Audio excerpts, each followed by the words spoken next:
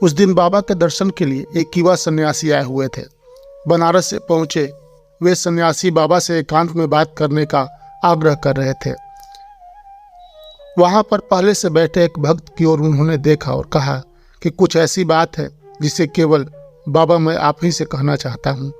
सन्यासी की बात सुनने के बाद बाबा थोड़ी देर मौन रहे, मानो वे कुछ समझने का प्रयास कर रहे हों। इन दोनों के बीच बातचीत में व्यवधान न हो इसलिए वहां बैठे भक्त उस स्थान से उठकर जाने लगे। बाबा ने उन्हें रोकते हुए वहीं बैठने का संकेत दिया। इसके बाद बाबा ने सन्यासी पर दृष्टि डालते हुए कहा कि आप अपनी बात यहाँ कह सकते हैं। बाबा से संकेत मिलने के बाद सन्यासी ने अपनी बात शुरू की, जो साधना के क्रम में आने वाली बाधाओं की ओर संकेत कर रही थी। सन्यासी ने अत्यंत विनम्र व पवित्र भाव से कहा, बाबा मैंने तो संन्यास ग्रहण कर लिया, परंतु काम वासना से पीछा नहीं छूट रहा है। ऐसा लगता है कि मेरा पतन हो जाएगा और मैं कहीं का नहीं रहूँगा। पहले मुझे ऐसा लगता था कि मैं अपने मन का दमन आसानी से कर लूँगा, लेकिन कुछ दिनों से मेरा मन तेजी से भटक रहा है। क्या करूं, कहाँ जाऊं, यही सोचता हुआ भटक रहा था कि आपके बारे में पता चला। सन्यासी की बात सुनकर बाबा गंभीर हो गए थे। बहुत देर तक मौन धारण किए बैठे रहे। इसी बीच एक सेवक बाबा के कमरे में प्रवेश करते हैं, जिसे बाबा ने बाहर जाने को कहा। शरणागत भाव से वह सन्यासी बाबा के सामने हाथ जोड़े बैठा रहा। अचानक बाबा उस सन्यासी की ओर एक टक से देखने लगे। करीब बैठे उस सन्यासी के सिर पर अपना हाथ रखते हुए बाबा ने कहा कि अब तुम सही मार्ग पर हो, ईमानदारी से अपने को तौल रहे हो, भीतर में जो है उसे बाहर करने के प्रयास में लग गए हो। यह शुभ संकेत है। परमात्मा की कृपा से अब सब कुछ ठीक हो जाएगा। बाबा के मुख से यह बात सुनकर सन्यासी की आंखों से आंसू टपकने लगे। दोनों एक दूसरे को देख रहे थे। यह मौन संवाद अद्भुत था। उस कक्ष में मौजूद भक्त के लिए यह दृश्य एक रहस्य जैसा था। उन दोनों के मौन संवाद में किसी दूसरे के लिए कोई स्थान न हो। थोड़ी देर बाद बाबा ने उस सन्यासी को संध्या समय साथ में गंगा तट पर चलने का आदेश दिया। कक्ष से निकलते समय बाबा ने सन्यासी से कहा था कि पल पल का सदुपयोग करना सीखो, कोई क्षण बेकार न जाए। गंगा दर्शन के लिए प्रस्थान करने तक यज्ञशाला में जाकर जाप करो। सन्यासी के कक्ष से चले जाने के बाद बाबा ने वहां बैठे भक्त की ओर देखते हुए कहा, बहुत सारे प्रश्न तुम्हारे मन में उठ रहे होंगे। कुछ प्रश्नों का उत्तर तो संभव है, वहीं कुछ का उत्तर जानने के लिए साधना से मिलने वाले अनुभव की आवश्यकता है।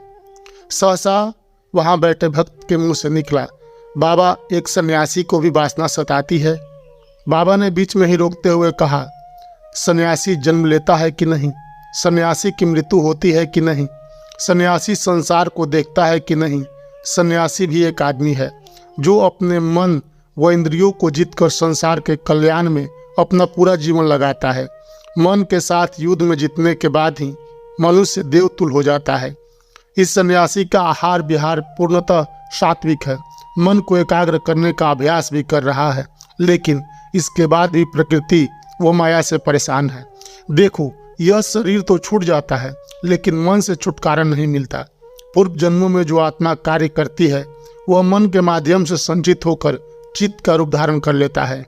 शरीर छूटने के बाद जब आत्मा बाहर आती है तब उसके साथ मन भी चित्त के रूप में विद्यमान रहता है।